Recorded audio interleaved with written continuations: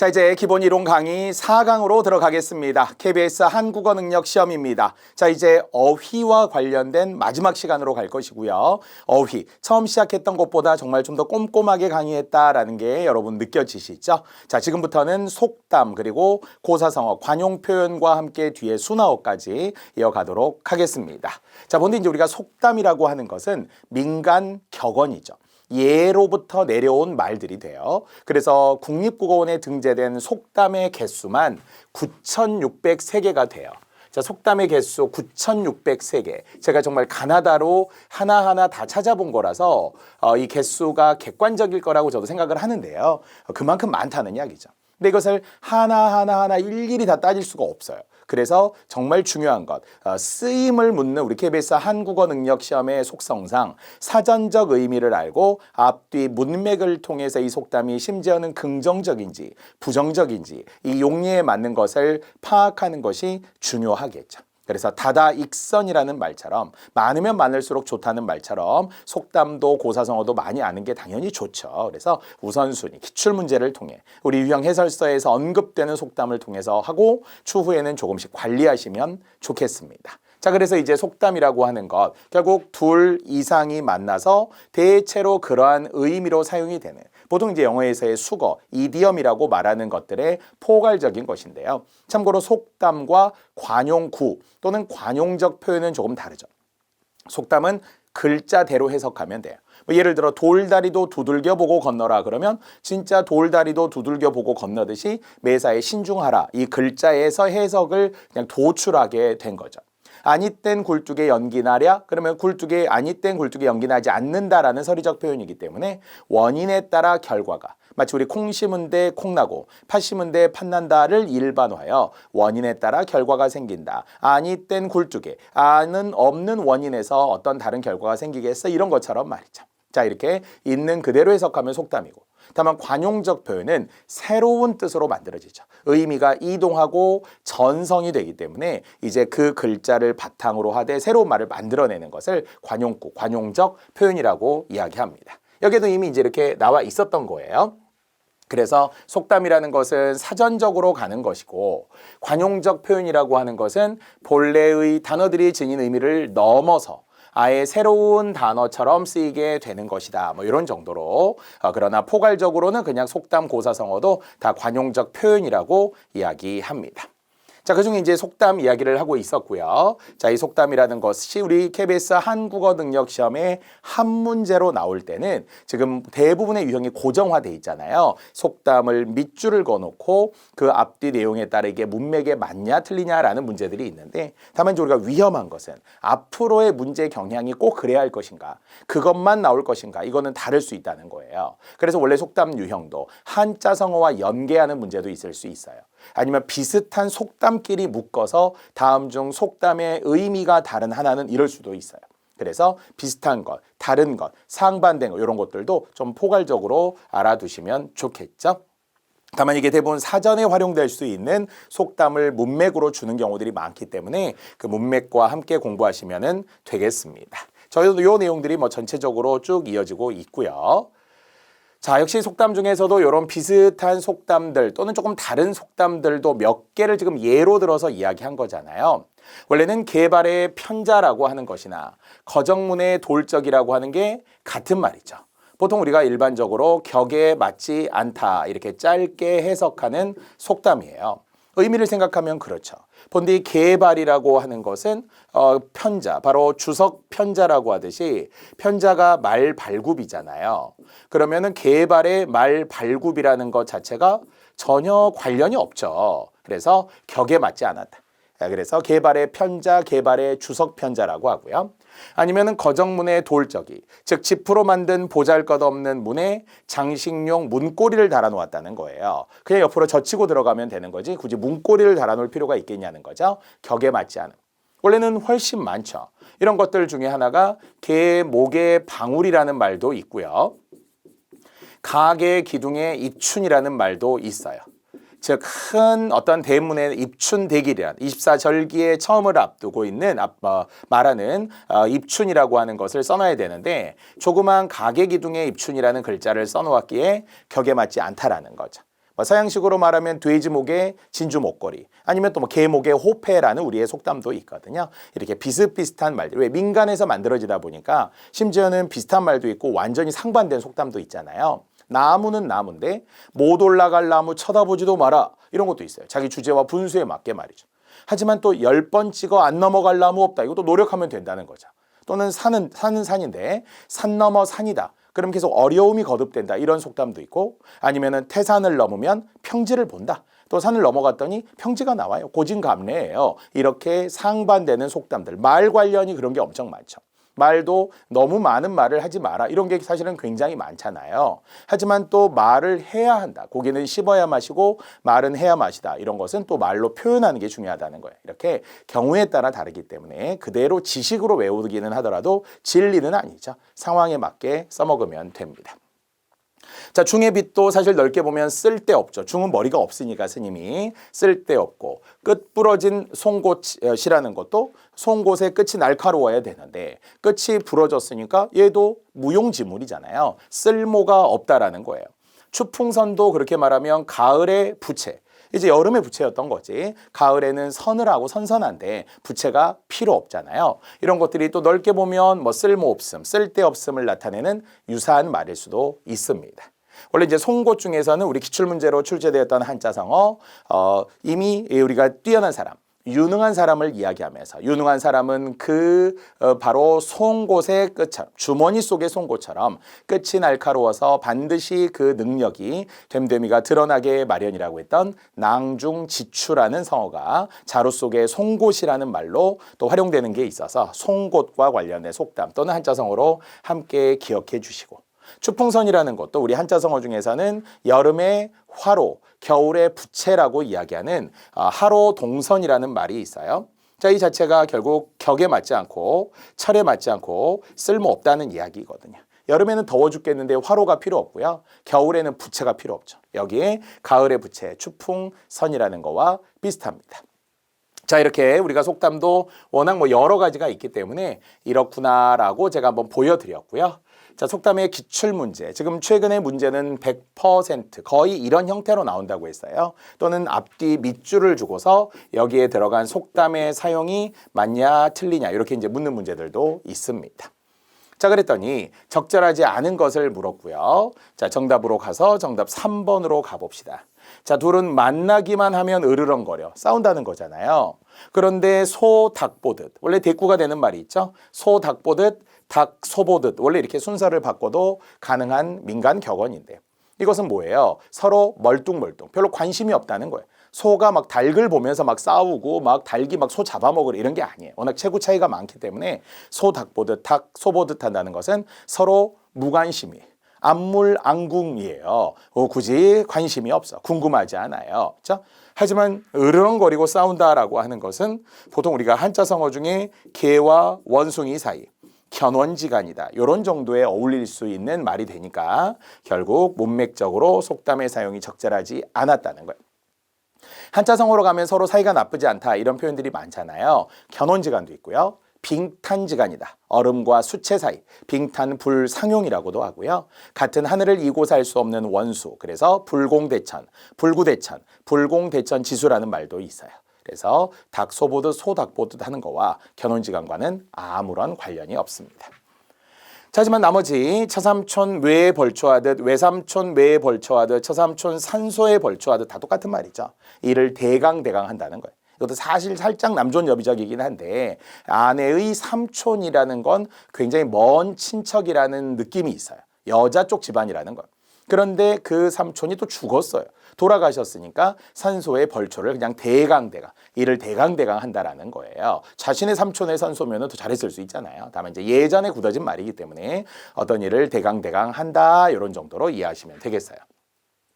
자, 역시 놓아먹인 망아지가 막 키운 망아지니까 버릇없이 마구 날뛴다라는 느낌 맞고요. 자, 개 머루 먹듯, 우리가 같은 말로서는 약간 수박 겉핥기라는 말과 같죠. 한자성어 주마간산, 즉 달리는 말에서 산천을 구경하는 것처럼 대충 보고 넘, 개가 머루라는 어떤 과일을 산 열매를 혀로만 핥아먹고 맛이 없어, 이렇게 생각하는 거예요. 이를 건성으로 대강대강 이렇게 이제 판단하는 거죠. 자, 역시 유치장에서 풀려났으니까 아주 자유로운 상태에 굴레 벗은 말이 되겠죠. 굴레를 쓰고 있으면 답답할 테니까 말이죠. 자, 이렇게 대충 끼워 맞춰서 아는 문제도 있다는 거예요. 속담은. 9,603개 중에 제 생각에 한 90%는 대충 말이 돼요. 근데 좀 외워야 될 게 있어요. 잘 모르는 말들도 있어요. 약간 착각하는 속담들. 예를 들어서 학생분들이 많이 착각하는 것 중에 하나가 우물가에서 숭늉 찾기 이런 게 있어요. 자, 우물가에서 숭늉을 찾는다. 이것을 어떤 분은 어리석다, 엉뚱하다, 말도 안 된다, 불가능하다 막 이렇게 막 지어내요. 그런 게 아니에요.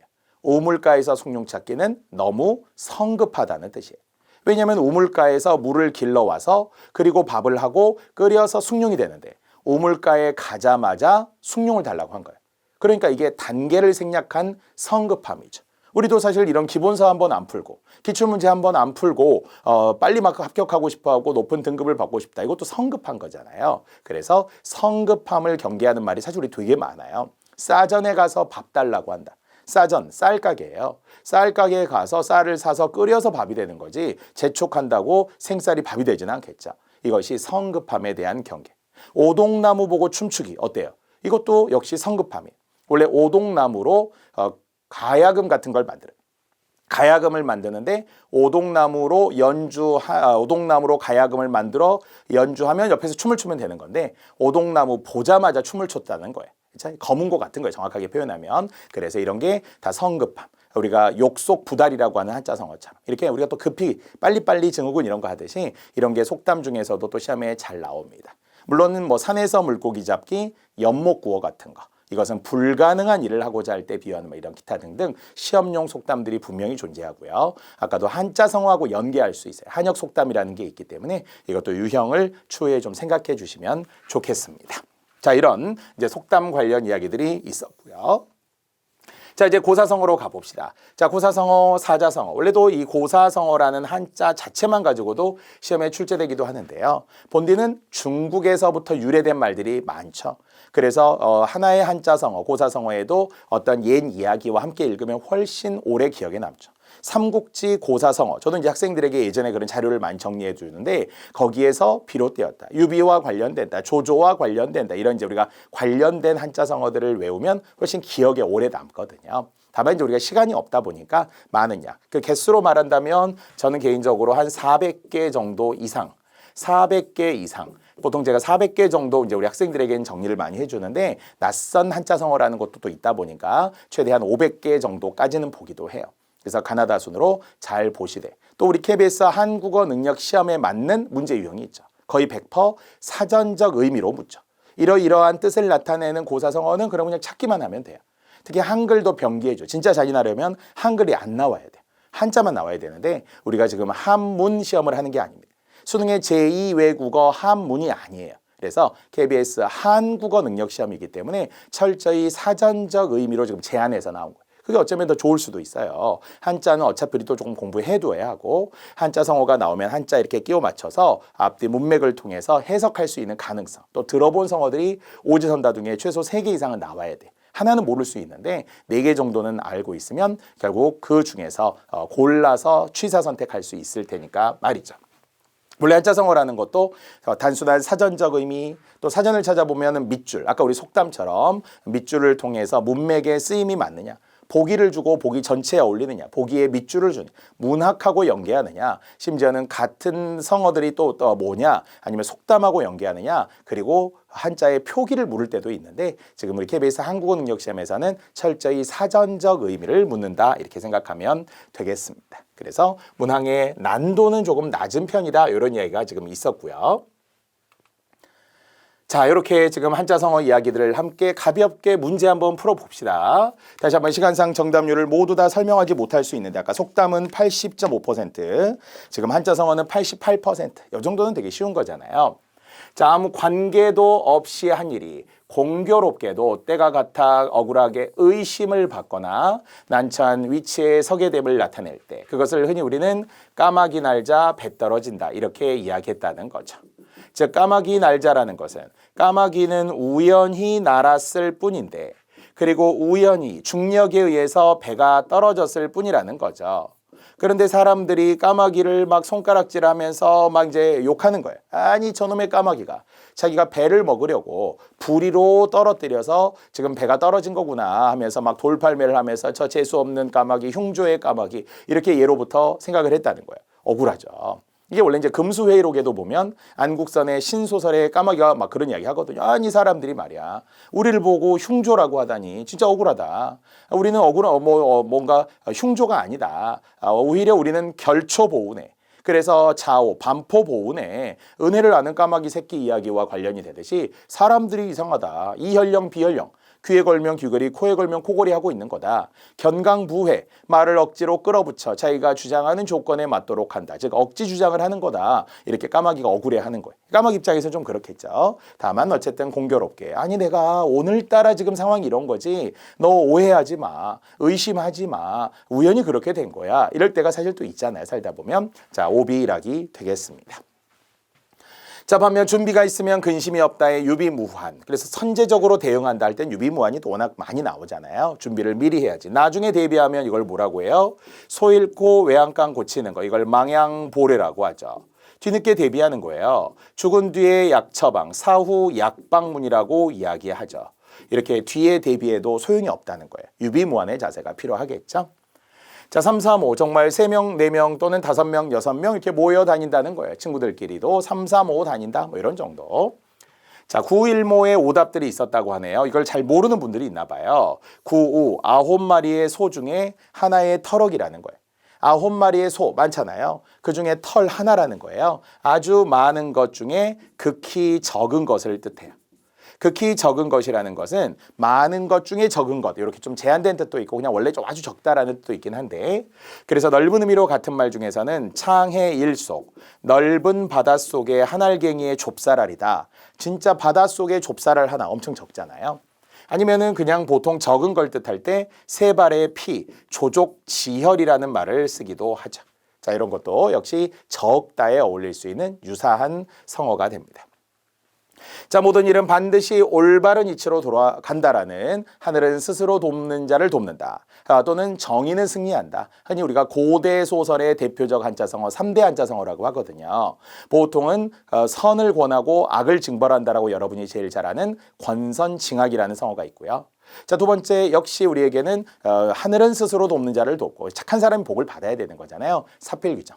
그리고 모든 일은 원인에 따라 결국 결과가 생기는 거예요. 착한 일하면 응답을 받는데 그것이 좋은 의미로. 하지만 나쁜 짓을 했으면 나중에 벌을 받아야죠. 이것이 인과응보에 해당합니다. 이렇게 한자성어도 분명 제가 할 이야기들이 참 많은데 한 문제 그래도 다 맞아야 하겠죠. 자, 아울러 이제 관용적 표현이라고 아까 이야기했고요. 새로운 의미, 속담과 달리 결합하면서 새로운 의미가 생성되었을 때 그래 조금 낯설게 느껴질 수도 있고 암기해야 될 때도 있죠. 소재, 사물과 연계되는 것도 있고요. 심지어는 신체와 관련된 관용적 표현이 엄청 많이 나오죠. 눈 관련, 코 또는 입, 태양이네요. 눈, 코, 입. 자, 어쨌든 눈, 코, 입, 손, 발 이런 신체 관련 관용어들이 엄청 많아요. 여기에서도 보니까 입 그러면은 입을 맞추다 이런 것이 서로의 말이 일치하도록 하다 뭐 이런 정도의 관용적 의미로서 만들어내야 된다 뭐 이런 것이고요. 그래서 외워야 합니다. 특히 요즘 젊은 세대들은 관용 표현을 잘 안 쓰고요. 예전에 누가 많이 쓰시냐면 할머니들이. 그러니까 오래 사신 분들이 약간 빗대어서 이렇게 관용적 표현을 많이 쓰면 젊은 사람들은 저게 무슨 말이야? 나는 처음 듣는데 뭐 이럴 수 있잖아요. 특히 관용 표현은 시대성, 지역성을 띠기 때문에 외국의 이디엄, 수거와 우리의 관용적 표현은 좀 다를 수 있잖아요. 마치 우리가 구르는 돌에는 이끼가 끼지 않는다. 이러면 우리는 되게 좋은 말이거든요. 정체되지 않는 거. 그래서 결국은 계속 끊임없이 노력해라 이런 말인데 서양에서는 한 군데 정착하지 못하고 더 롤링스톤이스 이렇게 시작하는 그 구르는 돌에는 이끼가 끼지 않는다는 표현이 no more 이렇게 끝나는데 그것은 그냥 한 군데 정착하지 못해. 이 직업 저 직업을 막 전전한다 이런 느낌을 약간 부정적으로 봐요. 이렇게 약간 지역에 따라 또 다르게 해도 되니까 우리의 의미로 제한하면 되겠습니다. 역시 웬만하면 다 사전적 의미가 나와 있으니까 여러분이 역시 사전을 정말 친구처럼 찾아보시면 되는 한 문제의 관용적 표현이 되겠습니다. 자, 그래서 우리가 이제 관용적 표현의 사례를 보니까 변죽이라고 하는 시험에는 엄청 잘 나오는 변죽을 울리다라고 하는 것 때문에 활용이 되죠. 자, 본디 변죽이라는 것은 뜻이 두 개기는 하지만 보통 그릇 등의 가장자리를 뜻하고요. 아니면은 나무 껍질이 붙어 있는 널빤지, 이것도 역시 끝에 붙어 있는 거라고 생각을 하면 되는데 그 테두리, 둘레를 생각하면 돼요. 참고로 변이라는 것은 한자어예요. 변두리를 뜻하는 주변의 변이고요. 죽은 순우리말이, 한자와 순우리말이 만난 변죽입니다. 자, 그래서 바로 집어 말하지 않고 둘러서 말을 한다. 둘러서 말을 한다라는 건 뭐예요? 그릇이 있는데 이 그릇의 주변에 테두리를 이야기하는 거예요. 테두리. 이 테두리를 변죽. 지금 여기 내용을 보니까 장구가 있네요. 장구의 부분이라는 것도 요 나무의 테두리라고 생각하면은 되겠죠. 그래서 직접적으로 말하지 않고 애둘러 말할 때 변죽을 울리다, 변죽을 치다, 변죽 치고 넘다 뭐 이런 식으로까지 확대해서 쓰기도 하더라라는 거예요. 우리가 친구에게 뭔가 어려운 부탁, 우리 같으면 약간 돈 빌려달라는 부탁이잖아요. 한국 사회에서 못하는 거 체면 때문에. 근데 대놓고야 친구야 나 돈 좀 빌려줘 이렇게 말하기보다는 친구야 만약에 예를 들어서 너의 진짜 친한 사람이 있는데 어려운 일에 빠지면 너가 도와줄 수 있겠니? 뭐 이러면서 계속 돌려서 말하는 거야. 그럼 이제 얘가 뭐 부탁할 게 있나 봐 하고 야 뭐 뭔데 그렇게 변죽만 울리지 말고 자꾸 돌려 말하지 말고 직접적으로 말해봐 이렇게 우리 이야기할 때 있죠. 그래서 변죽을 울리다의 반대면 단도직입이죠. 반대면 거두절미가 되겠죠. 그래서 변죽을 울리다. 보통 완곡하다, 우회적으로 표현한다 이런 말 쓰는데요. 그 어원을 알면서 관용적 표현을 외우시면 훨씬 좋더라라는 이야기죠. 자, 그래서 지금 여기에 장구의 한 부분을 이야기하면서 가장자리, 이 가장자리 부분을 변죽이라고 했기 때문에 본론이나 중요한 핵심을 말하지 않고 쓸데없는 군더더기 말을 할 때 변죽을 울린다라고 합니다. 자, 참고로 변죽과 전혀 상관이 없는데 관용적 표현에 쓰이는 단어 중에 변죽, 아니면은 딴죽, 그리고 반죽 이렇게 죽으로 끝나는 관용적 표현들이 있어요. 제가 일일이 설명하지 않아도 여러분이 변죽을 울리다라는 것은 완료했고 딴죽 하면 생각나는 거 있잖아요. 딴죽 걸다 이렇게 이야기하죠. 본디 딴죽이라고 하는 것은 씨름에서 다리를 걸어 넘어뜨리는 기술이라고도 말해요. 딴죽을 건다 이렇게 이야기하는 게 바로 우리가 흔히 말하는 너 내 인생에 왜 태클을 거니 뭐 이런 거 하잖아요. 그런 말이에요. 다리를 걸어 넘어뜨렸다는 거죠. 그래서 회방을 하거나 방해하는 걸 딴죽 걸다. 그래서 추가 표준어 중에 딴지라는 말까지도 표준어가 되면서 딴지를 걸다. 너 자꾸 내 말에 딴지 걸래? 이렇게 한다는 거죠. 자, 또는 반죽이라는 것도 밀가루 반죽을 생각하는 거 맞아요. 그래서 반죽이 좋은 사람이라는 말이 있어요. 유들유들하다라는 거죠. 밀가루 반죽 그러면 어때요? 우리가 물 부어가면서 이렇게 부들부들하게 해야만 면이 되고 칼국수가 되고 뭐 이렇게 되잖아요. 그게 사람에게 쓰면 좀 성격이 유들유들하다는 거예요. 쉽게 노여움 같은 걸 잘 타지 않는 거예요. 그게 반죽이 좋은 사람이라는 좋은 뜻이 되겠죠. 자, 이렇게 관용적 표현이라는 것도 죽과 관련된 걸 제가 3개 겨우 묶었을 뿐이에요. 하고 싶은 이야기는 참 많은데 신체 관련 관용어 다 사전에 있다는 거예요. 눈만 찾아도 눈 밑에 엄청 많이 나오고요.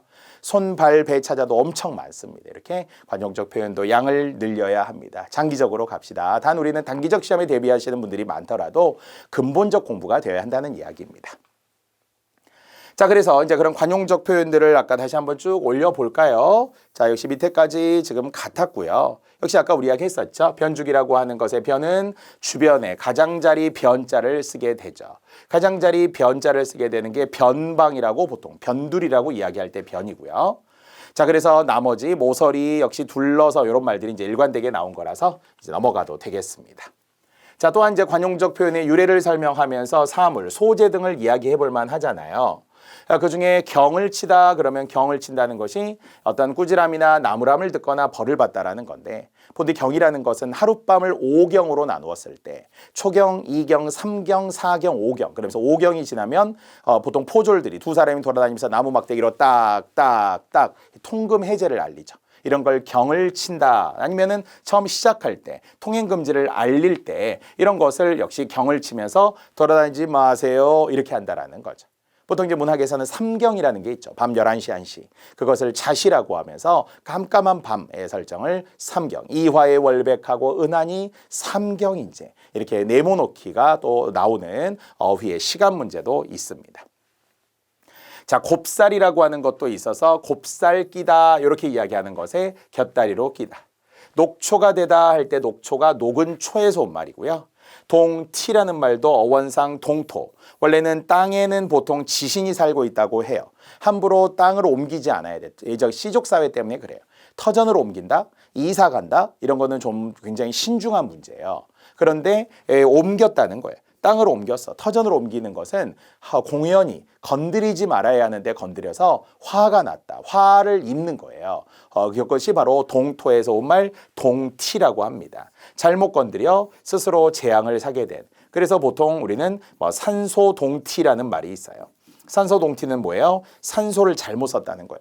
보통 이제 우리가 지금도 우리 21세기 사회에서도 막 대통령 후보에 오르는 사람들은 출마하기 전에 산소를 어디 직관에게 물어봐서 토정 비결을 썼던 이지암 같은 사람한테 물어봐서 어디로 묘자리를 옮겨야 되느냐 뭐 이렇게 해놓기도 한대요. 그 땅에 기운이 있다라고 느끼어서. 근데 잘못 쓰면 건드리지 말아야 되는데 그것 때문에 화를 입게 돼 산소동티 이렇게 하거든요. 자, 그 외에도 들통이 나다의 들통의 의미 또는 산통이라고 하는, 그래서 산통을 깨다, 산통 깨지다, 점을 칠 때 쓰는 그런 통을 산통이라고 하고요. 삼수갑산을 가더라도 할 때 삼수갑산이 원래는 함경도에 있는 어떤 유배지였어요. 아주 험한 곳이었다고 해요. 그런데 아주 험한 곳에 가더라도 내가 아주 힘든 상황을 마주하더라도 이렇게 할 때 관용적으로 삼수갑산을 가더라도 이것은 예전 맞춤법 문제의 산수갑산이 아니라 지명 이름이기 때문에 삼수갑산이라는 맞춤법으로 활용되기도 해요. 예를 들어서 우리 한자성어와 또는 이런 어휘와 관련된 맞춤법 중에 절체절명의 위기인데 절대절명의 위기라고 잘못 쓰는 사람이 있어요. 절체, 몸이 끊어져야 되겠죠. 아니면은 역시 우리 한자성어 중에 환골탈퇴, 즉 그러니까 모양이 달라진 거죠. 거듭난 건데 환골탈퇴, 어디 조직을 탈퇴한 거 아니잖아요. 이렇게 한자성어와 주의해야 되는 맞춤법들도 있더라고요. 아니면은 주야장천, 즉 우리가 밤낮을 가리지 않고가 주야장천인데 이걸 주구장청 막 이런 분들이 있어요. 이렇게 맞춤법 주의해야 되는 것, 삼수갑산도 있습니다.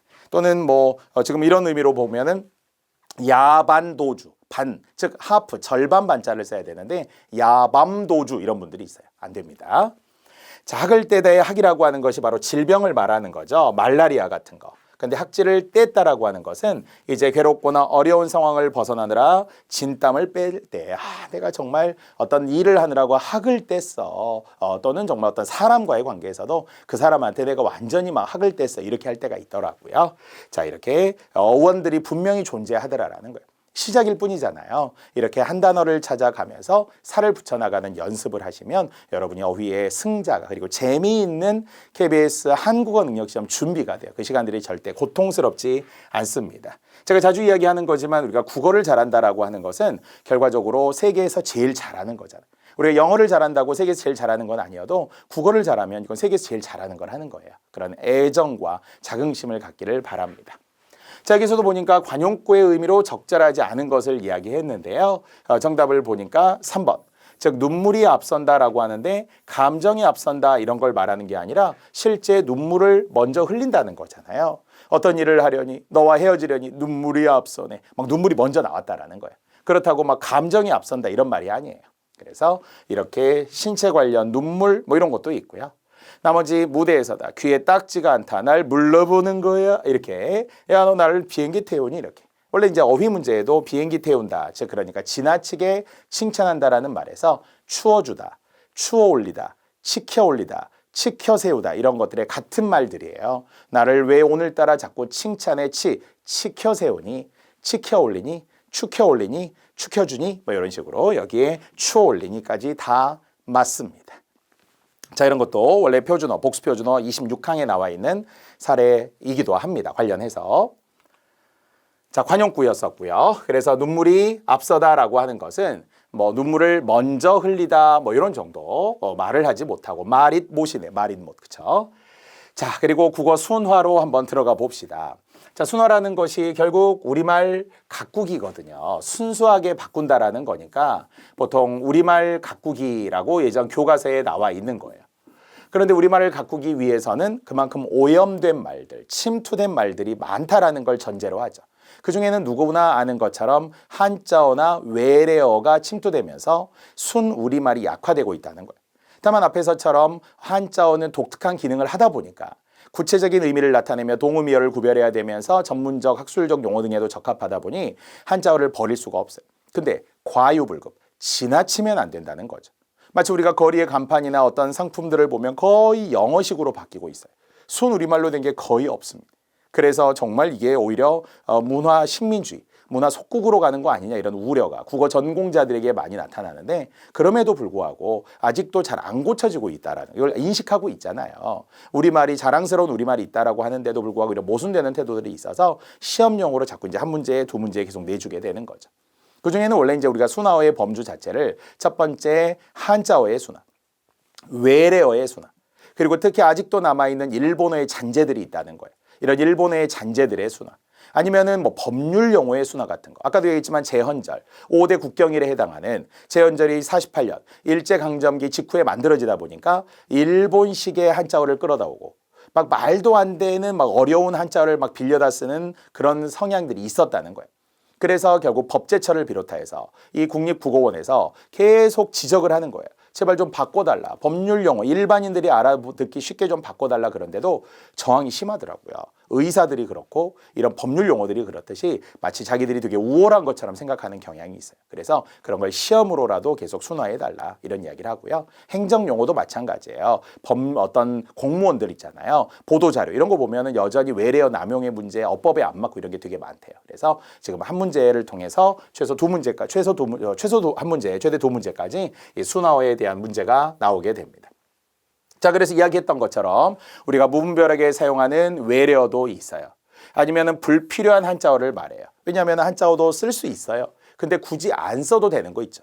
뭐 대부분 여러분 아시겠지만 이제 뉴스를 끝낼 때 뭐라고 해요? 시청자 여러분 고맙습니다라고 언론에서 가장 자정작용을 많이 합니다.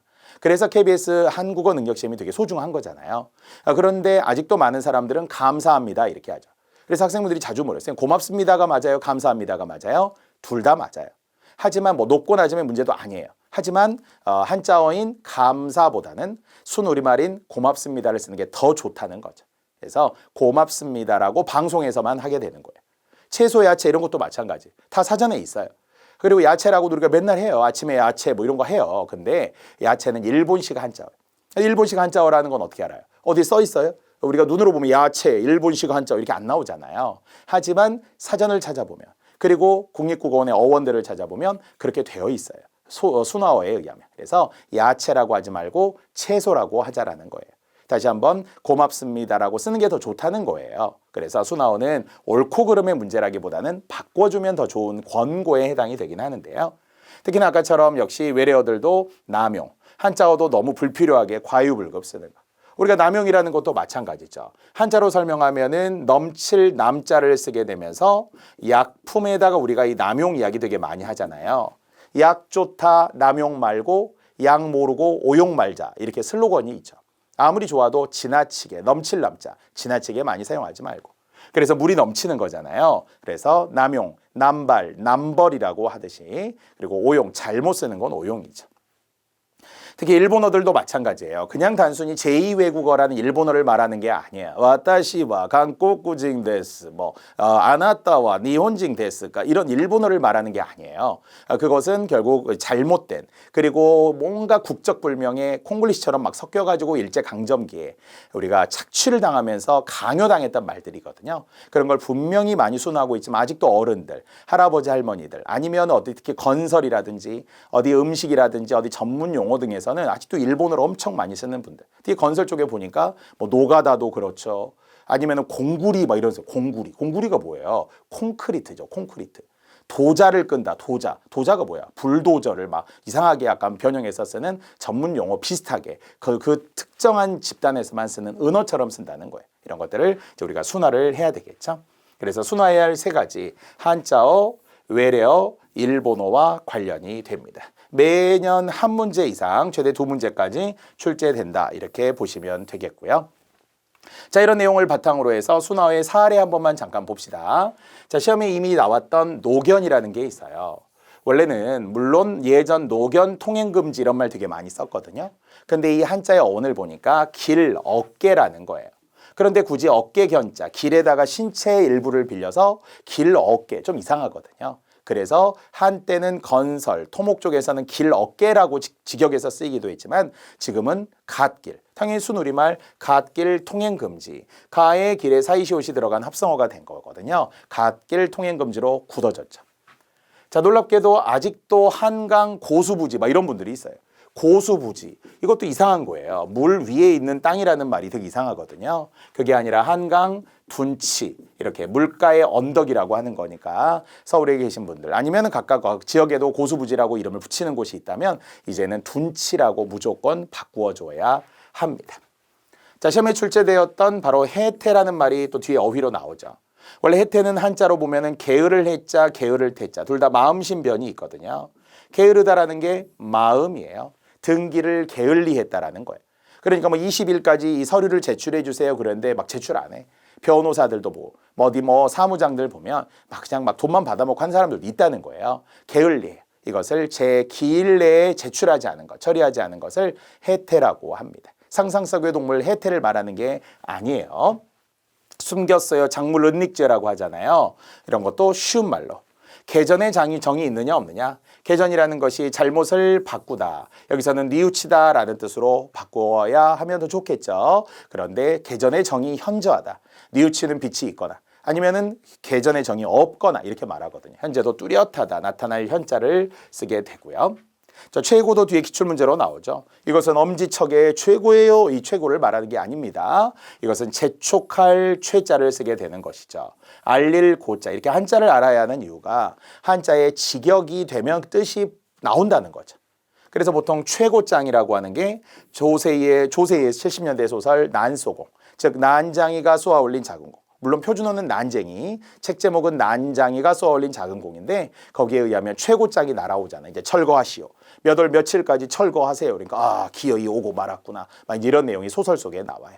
자, 이렇게 문맥을 통해서도 여러분 자꾸 떠올려야 돼요. 한자도 잘 봐야 되고요. 자, 이것이 한자의 순화의 사례, 기출됐던 사례입니다. 자, 외래어도 많죠. 아직도 우리가 정말 우리말처럼 쓰고 있는 거예요. 분명히 외국어잖아요. 우리말처럼 쓰는 건 바꿀 수 없어요. 외래어와 외국어의 차이는 아시던가요? 외래어는 우리말화된 외국말. 그래서 대체어가 없어요. 택시, 버스, 컴퓨터, 인터넷 이런 거는 그냥 우리가 써야 돼요. 그러나 외국어는 대체할 수 있는 우리말이 있어요. 그런데도 우리가 외국어를 쓰면 안 된다는 거예요. 즉, fantastic 대신에 환상적인이라고 바꿀 수 있죠. 릴렉스 대신에 자연스럽게라고 바꿀 수 있잖아요. 그럼 바꿔서 써야죠. 그게 국어의 순화예요. 우리말 가꾸기입니다. 자, 가드레일 같은 거, 보호 난간이라고, 리스크가 있다, 위험이라는 거, 제로 베이스, 원점에서 이런 거 하잖아요. 그래서 외래어의 순화도 국립국어원의 홈페이지에 들어가면 오른쪽 하단에 바로 우리말 다듬기와 관련된 게 나와요. 그래서 그렇게 클릭해보면 이렇게 순화어로 지정을 했다. 국립국어원의 심의위원회를 통해서 순화했다 이런 게. 그래서 2000년대 이후를 기준으로 하더라도 2020년 전후부터 모아놓은 걸 보아서 개수를 세보니까 18,000개 정도 이상이네. 이런 순화어들이 있더라고요. 그러니까 그만큼 많아요. 가장 최근도 있습니다. 그래서 여러분들이 그때그때 한 번씩 확인해 보시면 좋고요. 자, 아까도 얘기했지만 일본어의 순화어가 제2외국어라는 개념보다는 사라져야 할 강요된 말들 그리고 이상하게 파괴되고 변형된 말들이 많다는 거죠. 아직도 유도리가 있어야 하는 이런 사람들이 있어요. 물론 일본의 교육의 일종의 좌우명이었어요. 유도리 교육이라는. 거기서는 좀 여유 있게 야간 자율학습 안 하고 또 상황 봐서 융통성 있게 이렇게 하는 걸 슬로건으로 내세우기도 했었어요. 자, 다시 유도리 있게라는 말을 아직도 어른들이 쓰고 여러분도 쓸지 모르지만 융통성이라고 바꿔주셔야 합니다. 자, 그래서 횟집 가보면은 와사비 주세요보다 이제는 고추냉이 주세요가 좀 친숙하잖아요. 젓가락 주세요 해야 되는데 와루바시 주세요 이런 분들이 예전에도 있었다니까요.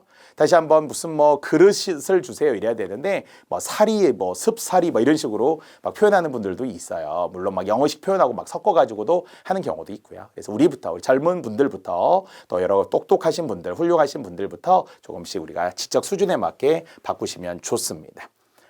자, 아까도 노가다, 단도리 이런 것도 있고요. 사실은 우동 같은 것도 국물이 끝내줘요. 생생, 가락국수 이렇게 사실 바꾸라고 하는 건 강요 같지만 이 이야기는 알고 있어야 된다는 거죠. 그래서 우동이라고 하는 것은 가락국수로.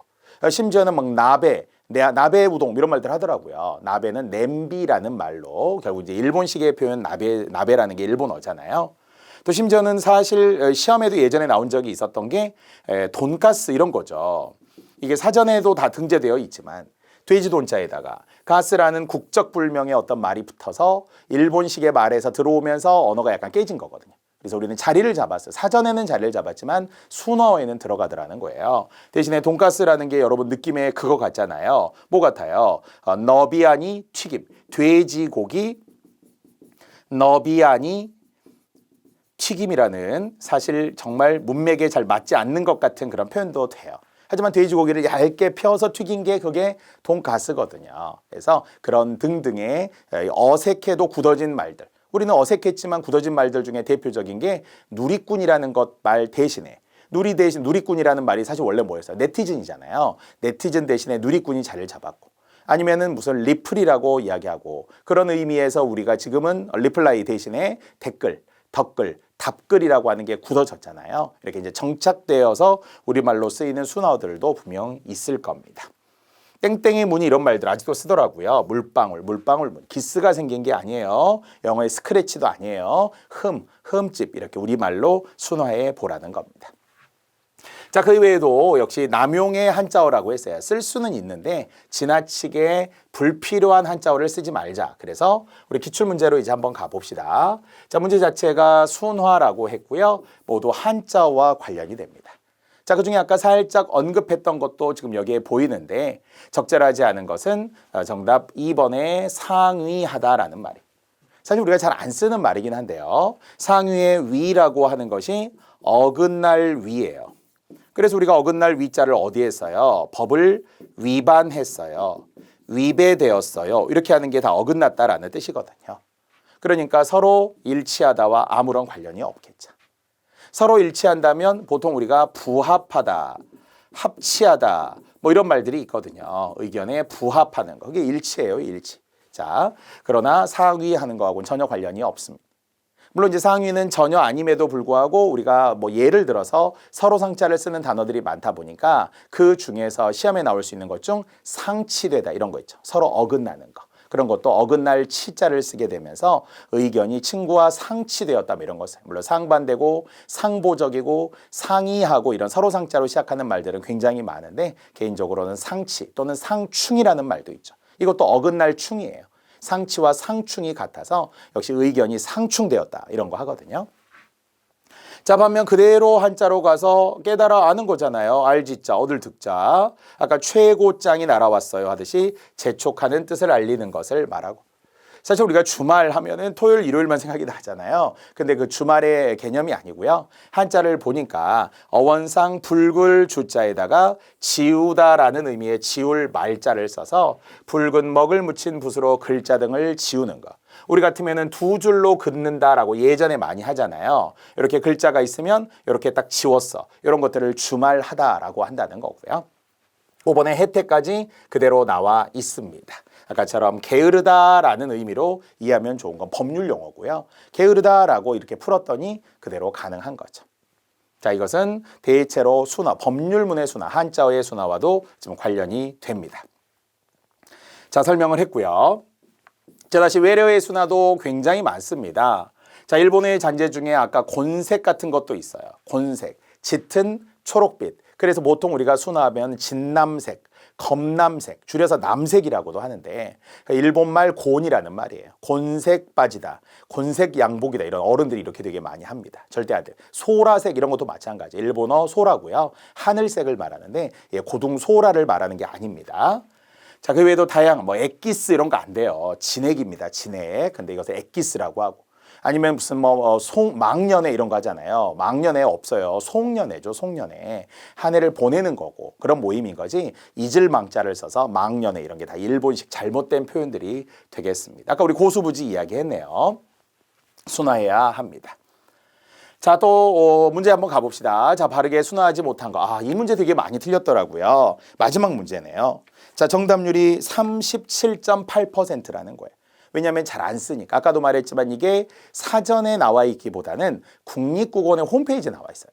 그리고 그때그때 계속 새롭게 어떤 단어들이 등재가 돼요.